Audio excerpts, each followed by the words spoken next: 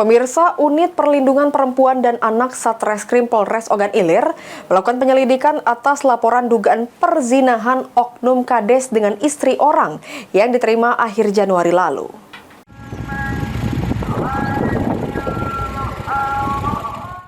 Menurut Kasat Reskrim Polres Ogan Ilir AKP Muhammad Ilham, laporan dugaan tindak pidana perzinahan oknum kepala desa di Ogan Ilir dibuat oleh salah satu masyarakat pada akhir Januari 2024.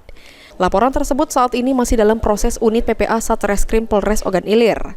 Saat ini, unit PPA telah memanggil dan meminta keterangan saksi yang ada.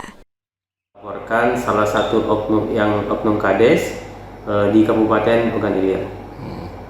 Sekitar Januari akhir kami terima laporan tersebut, sementara prosesnya kami masih dalam tahap penyelidikan.